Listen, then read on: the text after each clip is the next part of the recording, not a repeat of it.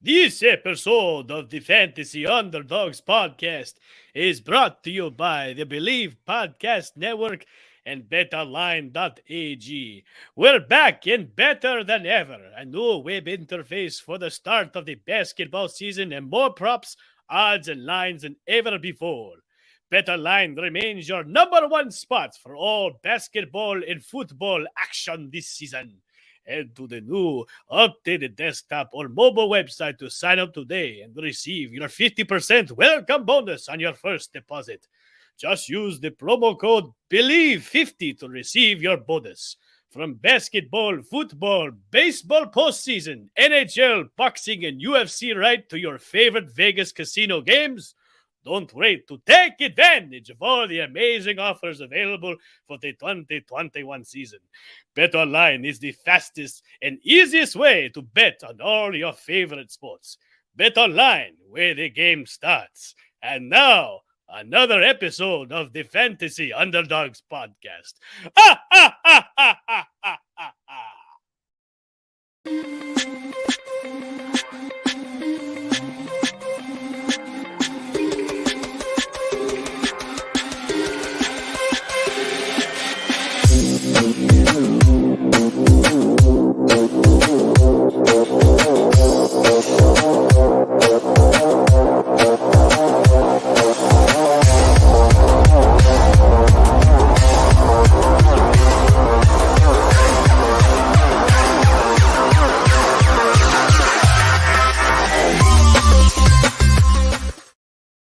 And welcome, everybody, to another episode of the Fantasy Underdogs podcast, brought to you by the Believe Podcast Network and also betonline.ag.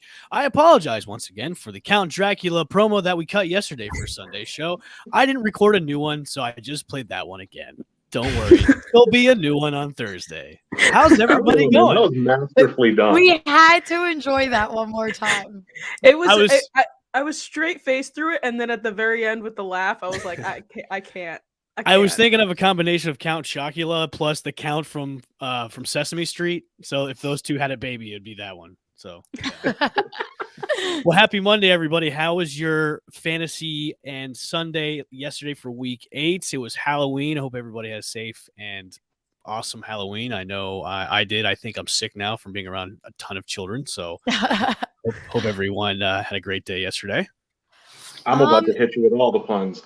A mixed bag, if you will.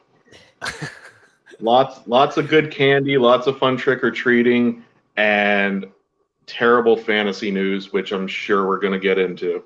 And that voice you're hearing right now is John Dugas. John, you were the host of I forgot the name of the show before we came on the air. I'm sorry, man. Can you plug your show? No, absolutely, man. I'm doing the John's Big Board podcast. It's fantasy football centric podcast, weekly. Basically, just give you some guys at each position that I like and dislike. It's a lot of very similar to Matthew Berry's Love Hate that he's done with ESPN for many years. And just kind of extrapolate some of that, talk about it, and go over all the matchups each week. And yeah, man, having a lot of fun with that. Awesome. And Sam Cardona from The Girl Who Talks Sports joins us once again. Of course, Sporty Jordy. What's going on, ladies? How was your Halloween yesterday? It was good. Eagles won. They looked great. Everything was great there. But fantasy-wise, I lost both leagues, and I lost Derrick Henry.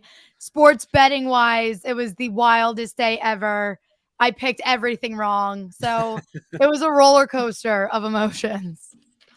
Yeah, fantasy-wise for me, I'm actually going up against Kaylee this week in our league. And I'm winning right now, but she has Tyreek Hill tonight, and I have no one. Okay. So I'm going to think that I'm going to lose. How much are you up by? 2 points. Oh, Ooh. yeah. Ooh. Yeah. And I was so excited. I thought she didn't have anyone else. And I was like, oh, my God, I won. I feel your pain, Sam, because I'm going up against somebody that has Travis Kelce, and I'm up by like a point. So I'm like, okay. So he gets one reception, and I'm done. Great. Yeah, literally. Yay! Two losses in a row for me. Woohoo! Yeah. Yeah. Oh So fantasy wise, not great. Halloween wise, just kind of chill, watch football, ate candy. Yeah. As usual. Okay. Well, let's go into week 8. Let's do a bit of a recap. Let's start with some games that really just kind of shocked us to the system.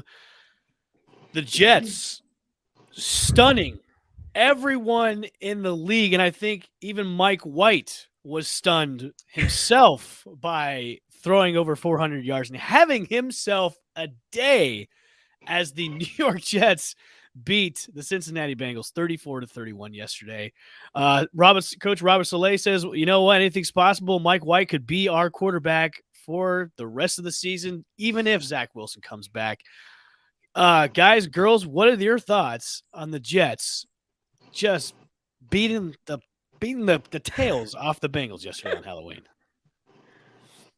I mean, honestly, it was really a good game. And yesterday we were talking about how bad this was going to be. And it was just really great. They ran the Philly/New York special, whatever you want to call it. Mike White I just heard the stat that he is the first Jets quarterback since 2000 to throw for over 400 yards. The last person to do that was Vinny Testaverde. Good old Vinny Testaverde. God, which is the most outrageous thing I've heard today. So Mike White, like, why not keep him around? Especially if Thursday night he balls out again on Thursday Night Football. Why put Zach Wilson back in? Jordan, John, did the Bengals just have a hiccup this week, or maybe the Jets have found their guy?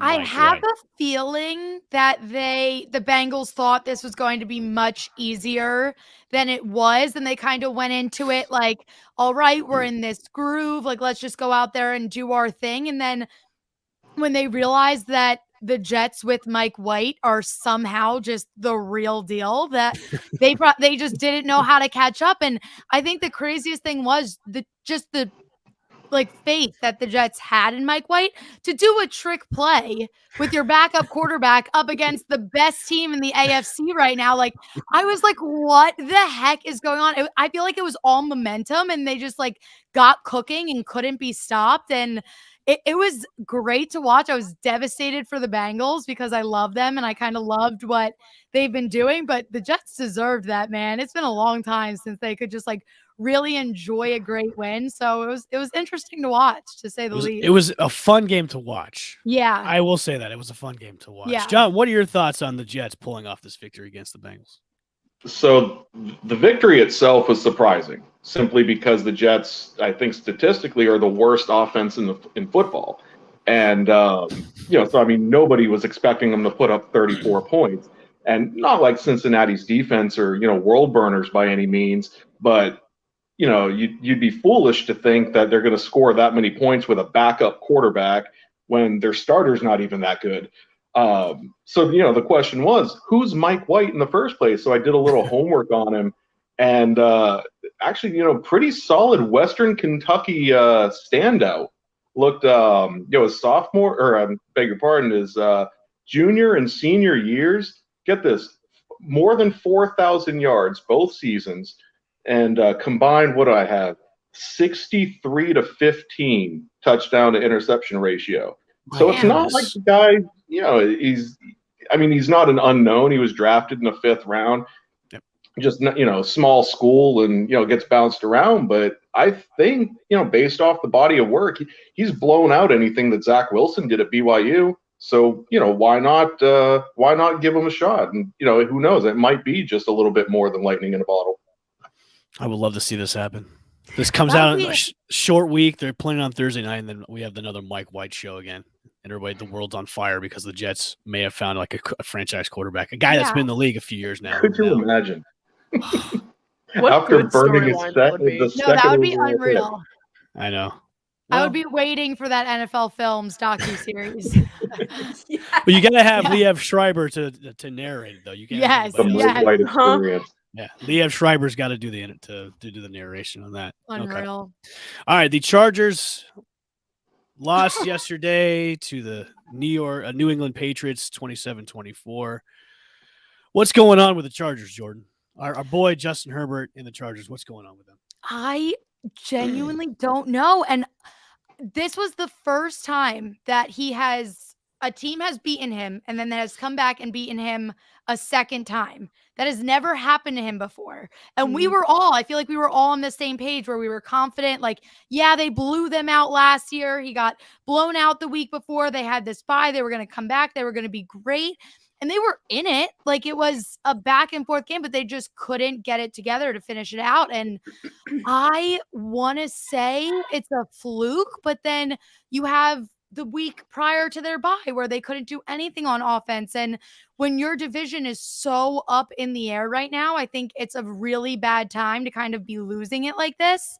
So I don't know what to expect from them. I'm hoping they can get it together. I don't think it's too late, but they're really pushing their limits right now. Yeah, I watched this game yesterday, and it was one of those, wow, the Patriots look really good yet again. I mean, they really utilized the run game a lot with J.J. Taylor again and Damian Harris. It was, why is this happening in New York now? Like, why are New England now? Why are the Patriots suddenly starting to get a win streak going on? John, let me ask you, is LA in trouble going forward, or are they just hitting a rough patch right now in the weeks to come? What is going on with LA? I don't think they're in trouble yet because Denver's, they're kind of on the schneid. Kansas City isn't what we expected they were going to be. Nobody knows what the Raiders are going to be yet. So the whole division's in flux. I don't think that they're in trouble just yet. What I took away from this game is this seems like the Chargers' MO for seasons on end. They can look great on paper. They can be loaded on offense and that it just, put out a dud, in the most inopportune times. This is a game that I think that they were just outcoached. They lost to Mac Jones, who didn't even throw a touchdown. I mean, quarterback didn't score. So, I mean, what hopes do you have if you can't outscore, a team that what was it? 218 yards out of Mac Jones. That's it. It's not. I mean, he's managing the game. You got sounds like a day Jalen Hurts had yesterday. Yeah. Hey, we won. I was going to say I leave all the Jalen Hurts talk to Jordan.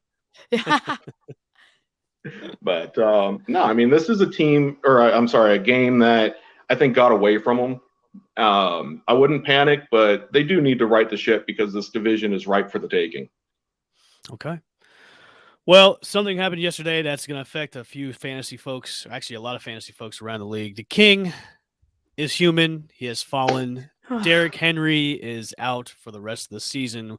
A crushing blow not only to the Titans in real life, but also fantasy football managers across the USA. So I'm going to ask each of you, if you are a fantasy manager, is it time to panic because Derrick Henry is out? Probably until playoffs, but that's not going to matter anyways. But what are your options at running back? What can you do to possibly replace Derrick Henry at RB1 on your team?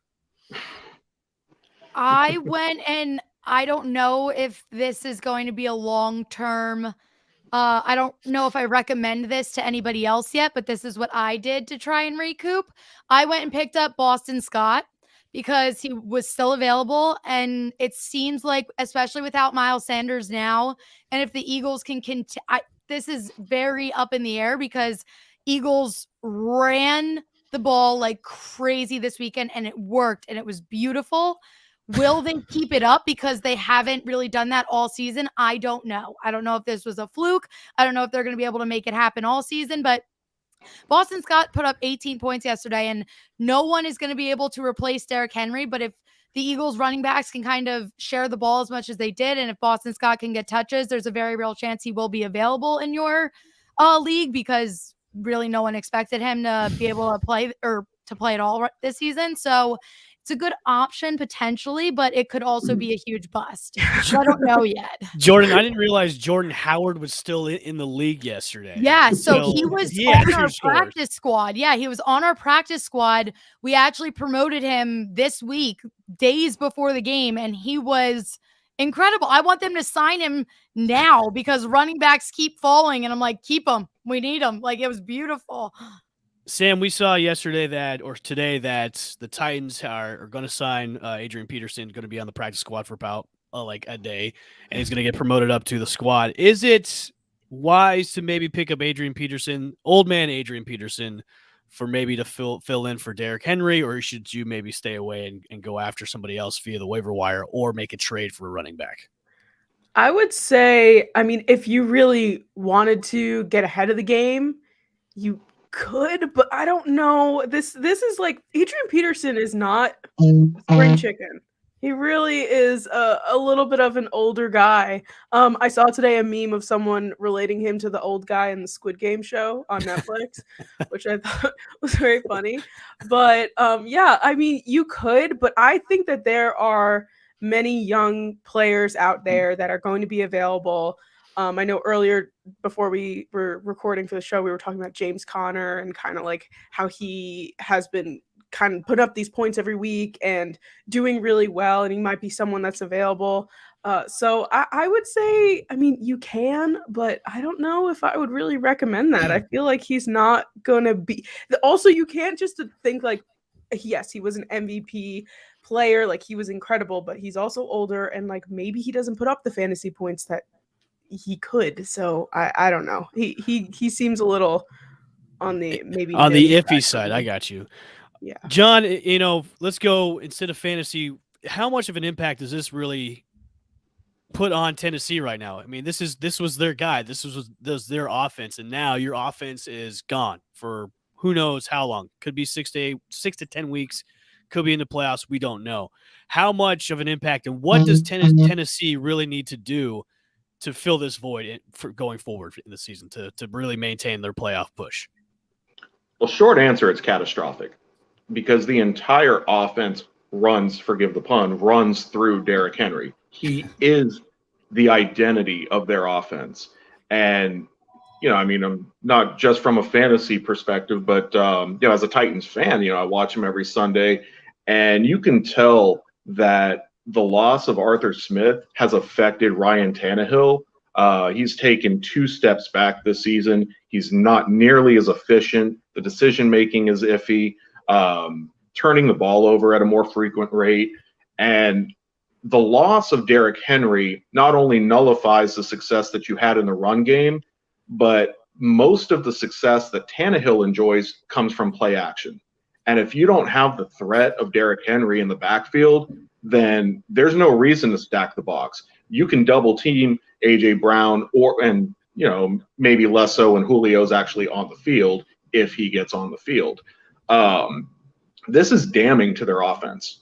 I mean, it's just, there's no two ways about it. As far as signing AP, I mean, I guess, yeah, I mean, there's not really a whole lot of better options out there. I mean, I know there was some trade market, rumors and such, but, just on the short term, getting AP as a stopgap, it's not the worst thing in the world, but I don't think at his age, there's clearly no way that you're going to give him Derrick Henry production. There's no back in the league that can carry the ball 30 times a game, every game, besides King Henry. AP's probably good for 10, maybe 15 touches a game. So I'd expect to see a lot more through Tannehill, a lot more of Jeremy McNichols, probably going to be, more screen game, short passing game, trying to get just move the ball efficiently, in the way that they'll be missing with Henry. As we speak on this show live, I have people, I hope they're joking, sending me offers for Derrick Henry, but I know this guy's joking, offering me Hopkins and Gronk for Henry. So that's kind of a joke there. It's kind of funny. That's Another, so mean. I know, that's like right? kicking someone when they're down. Well, the funny thing was I beat him in fantasy this week without Derrick Henry. So he's kind of salty about it. So it's all good. So another, well, I wouldn't say star player. Another starting player went down, and that was, Jameis Winston. Jameis Winston is out for the rest of the year. Yeah, whatever. The Bucs made sure he was not going to beat them yesterday by injuring his ACL and MCL. By which, let me ask you a question. Do you really think that was a horse collar tackle? I thought it was at first, but the more that I watched it over and over again, it looked like he just pulled him down by the jersey. Thank you. Yeah. It was up by the shoulder. It wasn't horse collar at all, but Jameis has really weak legs. Definitely thought it was at first, though. It looked worse at first, and then I saw it the next day or like later, and I was like, oh. Yep. So impact of Jameis Winston being out the rest of the year. Trevor Siemian came in and beat the Buccaneers yesterday, and of course the Saints have to Football is celebrate. weird, man. What's up? I said football is weird. Football So was weird. very weird yesterday. Yesterday was the day of the backup quarterback just coming my in God. and like shocking the world.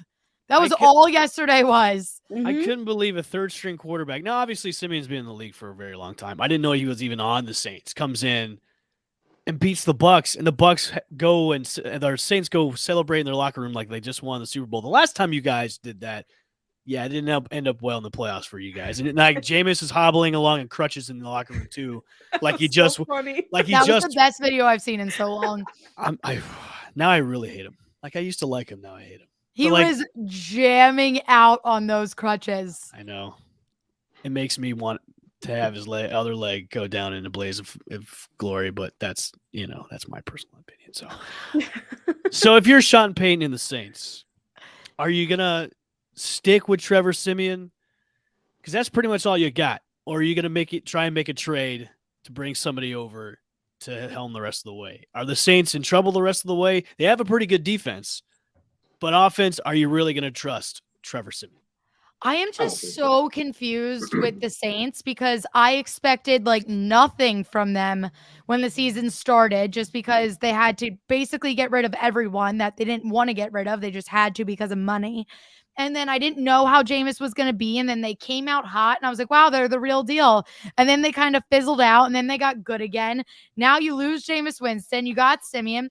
They could put in Taysom Hill. Sean Payton said he isn't naming a starter yet. I have a feeling they're going to go with Simeon, but I just don't know what to expect from the Saints because I keep counting them out and then they keep sometimes looking good.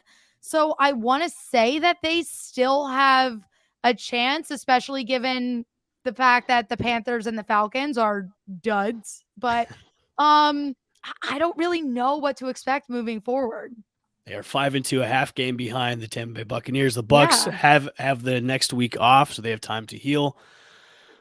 John, Sam, what do you think about the Saints? Are they pretty much now kind of control their own destiny going forward with Trevor at the helm, or are they going to have to mix it up with Trevor and also Taysom Hill at the quarterback spot? For me, All I hope don't. they don't do is, I'm is sorry, I go just ahead. don't want them to start Taysom Hill. I do not want them to start Taysom Hill. I think that that's dumb. I think that he is a great Wildcat performer. Like I think he does very well when that's in the case. But when Drew went down last year and they were like, "Yeah, Taysom's a starter," I was like, "Excuse me? Like, are you serious right now?" So keep Taysom in the mix. But I would say, honestly, I don't think Simeon's a bad quarterback. He's not an all-star, amazing, incredible, but I feel like he can get what needs to be done for the Saints. I don't know if they'll make it to the playoffs and win, but I guess he'll figure, he can kind of do the rest of the regular season. I feel so much uncertainty in your voice right now. I can just feel it. I'm in the opposite camp. I'm in the opposite camp. I think that the love affair with Taysom Hill and Sean Payton, it's not. Wow, right in the middle of the sentence. Oh no. I think what John was going to say, I think the love affair between Sean Payton and Taysom Hill has soured and probably not good anymore. Probably that's what he was trying to say. Listen, I'm going to take an unbiased assumption of this team going forward. Okay. They have a great defense, hands down. Okay. They pretty much shut down Tom Brady and the Bucs yesterday. And for some reason, regular season Tampa Bay Bucs are just different than playoff Tampa Bay Bucs. And that's okay. You win the ones that matter. I think going forward with the Saints, though, it's really going to be interesting to see because you're going to have to really rely on the run game now. And I think bringing in Mark Ingram came at the right time too, because now you have your two-headed monster back. You can bring in Taysom Hill once in a while to run that Wildcat formation. So now Sean Payton really has almost more keys to his already offensive stable as it is, because now, okay, I can really kind of mix this up a little bit because you don't really know what to expect with this Trevor Siemian. You don't. Not a Saints Trevor Siemian. We all saw him before when he was on those multiple teams, but Now he's got a better coach. He's got better offensive weapons, and Michael Thomas is slated to come back probably in the next couple of weeks, even though he's on the PUP list. So I'm a little. I wouldn't be too concerned with the Saints, although I wish they would just keep losing and losing after this week. But they might be in a good spot to make a playoff run.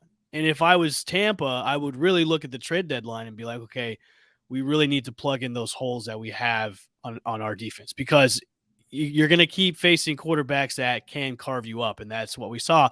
I mean, before Jameis went out, Jameis was doing that. And when you find a competent quarterback that can carve you up, the Bucs are going to be in trouble. And that's why they've had to win by, scoring 30 plus points per game. So yeah, that's my unbiased approach about the Saints. I just can't get over how much of a hot mess Express the entire AFC is. It's crazy. And like the NFC, I feel like it's a little bit more put together, and like the Saints do have a chance. Like the Saints could still make it happen, because I feel like there are like some locks in the NFC, but there's like the Saints have a chance to sneak in there. The AFC, on the other hand, it's just like all over the place, and there's so much chaos. You have no idea. So I think that will also help in the Saints' favor, but it's going to be weird. I love chaos and I love weird, though. That's same. This season is so exciting just because there's been so many unpredictable things that I'm just sitting there and I'm like the Bengals. Yes. Who could have expected that quick of a turnaround from the Bengals? And then you get so excited and then they lose to the Jets backup quarterback. Absolute, just straight up chaos. It's like, what the frick is happening to us right now? John, I know you were alluding to before you had to briefly leave us about the relationship between Taysom Hill and Sean Payton. Now, were you going to say it's the honeymoon's over with them? Is that what you're kind of alluding to? Because I kind of said, hey, this is no, actually, it was just the opposite. I don't think he's going anywhere. Yeah, I know. As much as I'd love to see it, no.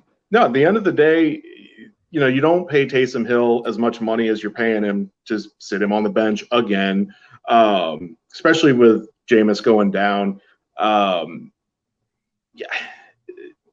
I think it's fair to say that last year when Taysom Hill took over for Drew Brees during that little saga, he performed admirably. And now the offense isn't going to be as dynamic, but you can definitely agree that Alvin Kamara is going to benefit. They should have Michael Thomas coming back within the next week or two, so that adds a different wrinkle. Yeah, I mean, honestly, I don't expect Trevor Siemian to be the starter for long because he's a third-string quarterback for a reason. So I don't know. I'm leaning with if I had to guess, it's not a matter of if, it's a matter of when Taysom gets healthy that he's going to be back. Okay. All right, let's move on to the Monday night game, the Giants versus the Chiefs. Chiefs have been on a skid past couple of weeks going up against your Giants, Sam. Let me hear your preview on tonight's Chiefs-Giants Monday night matchup. Well, what I think is going to happen is that it is going to be a lot closer of a game than people are expecting. However, I know the Chiefs are on a bit of a decline right now and things aren't the best, but they are still the Kansas City Chiefs, and I'm not writing them off quite yet. And I know my Giants team. I know that they have their ups and their downs. They'll almost shut out the Panthers one week and then just completely lose their minds the next week. So I think that it's going to be a close game. I don't think the Giants are going to win, but I would be pleased with a good performance and a loss. Like, I would be okay with that. So I definitely think that, the Giants defense has been doing really, really well. So, covering Hill, covering Kelsey, getting towards Mahomes with that weak offensive line is definitely what's going to have to happen here. Literally making sure that the Chiefs don't put up points is going to be the big point of this game. So hopefully it's a lot better than what I'm saying. I swear to God, if we beat the Chiefs, I will literally listen. I don't even know what I would do. I think I'd just lose my mind. We've seen some upsets. Yeah.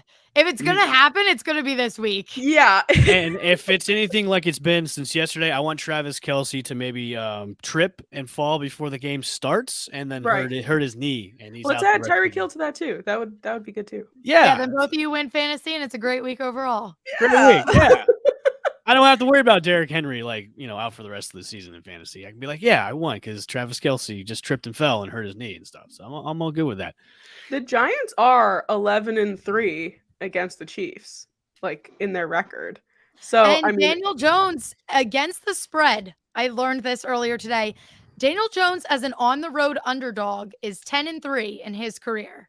So I at least expect them to cover. I expect this to be a close game. If he can make anything happen on offense, the Chiefs defense is depleted, non-existent. So like you said, the problem the Giants have been having, they're allowing a lot of yards on the ground per game. So if they could just it's not even like the Chiefs, if they just got to stop the Chiefs from running, and they lost Clyde Edwards-Helaire. So it's manageable. They can do it. I want the Giants to cover. But I think it's going to be a better game than most people would expect. Yeah. I expect the Giants should cover at 10.5. And let's, not forget to mention Kadarius Toney and Sterling Shepard are active tonight. Yeah. I was so happy about that. I've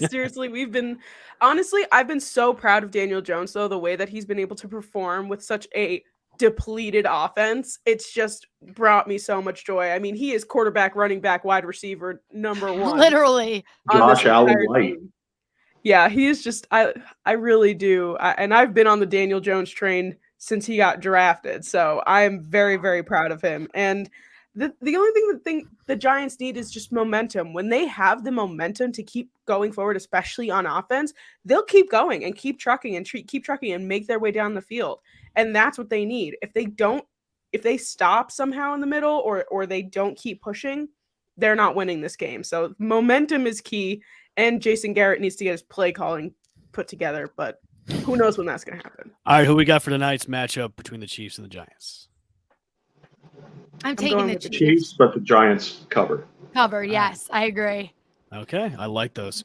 All right, the trade deadline is tomorrow. What surprises could we see tomorrow for the trade deadline? And I'll go around the horn. Everybody give me one surprise they think might happen tomorrow for the trade deadline. John, I'll go with you first. Man, just one. If you got two or three, that's fine. So the one that I would like to see the most, Ronald Jones going to the Titans. I would love to see that. I don't think it'll happen. Another one that I would like is Brandon Cooks going anywhere. Yeah. Just get him out of Houston. Yeah. No, I would agree with that. One that I'll go with one that I want and one that I think will happen. One that I want is Evan Ingram off the New York Giants. I think that he would just be fantastic in a different place. Honestly, all love to him because he is not a bad person. He's a great person, but he just doesn't fit into our offensive scheme, and I just don't want him anymore. He drops the ball all the time, and we can do without him. So I hope he goes. I just don't think it's going to happen.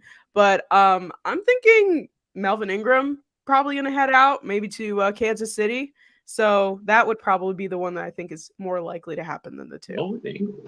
Okay, that's a surprise. Can you imagine if we wake up tomorrow and there's the huge blockbuster 3-team trade that has been circulating in the news and on Twitter for Deshaun Watson to can you imagine if we wake up to that news? I don't think it's going to happen. I don't think it's going to happen, but that would be insane. We did have a big blockbuster trade today. Von Miller is headed to LA to play for the Rams. So the Broncos get 2 second-round picks for next year's draft. Let me ask you three about that trade. How much of an upgrade is Von Miller on that already good Rams defense? How much does this turn the page for the Rams as really being that Super Bowl contender in the NFC? Yeah. Especially, this was a steal. Yes. And also, your biggest competition right now is the Arizona Cardinals, and they keep getting more and more injured. And the Rams just keep stacking up and getting better. So I think this just sealed the deal. Lock in playoffs for the Rams. They're absolutely 100% Super Bowl contenders. It's honestly disappointing if they don't get there at this point. I mean, they got Stafford for nothing. Nothing. And they got Von Miller now for nothing. I really want to have that. I want to hear those conversations where they're on their phone. Like, they're probably just like, he's really going to go for it. Yeah. He's really going to make They this probably trade. sound so convincing, and they're like, Oh. guys, we really did. Like, they took us seriously. Think about it. We have Jalen Ramsey, This Aaron was my first Donald, offer on the phone. When they took and the first Von offer. Miller on one defense. That's criminal. Literally, it's insane. And I literally like wrote down, I wrote Super Bowl or nothing, because at this point they have just been, I mean, they've been doing really great. And I think that Von Miller is that last piece that they absolutely needed. And like, if they don't, they have 3 draft picks next year. 3 in the entire draft. They gave up their whole future, so this has to work. Like, this has to work. And if it doesn't, like, what is going to be the other missing piece? Like, what are you missing at this point? So if they don't make it to the Super Bowl and win, like, this was all bust. Yeah, I know. I'm just curious where the hell they find all this cap space to get, bring guys in. Because I think, John, it's Hollywood money. They're out in LA. It's Hollywood money. Yeah. There you have it. Because I think one of the conditions of the trade is that the Rams had to spend or pay for most, if not all, of the salary, and which confusing to me because it's not like Denver was really hurting when it came to cap space. They were actually on the lighter side. I think 14 million under the cap, where the Rams pre-trade are just over 5 million under the cap, and I mean, bringing in Von Miller, I think you're pretty much going to be up against it at this point.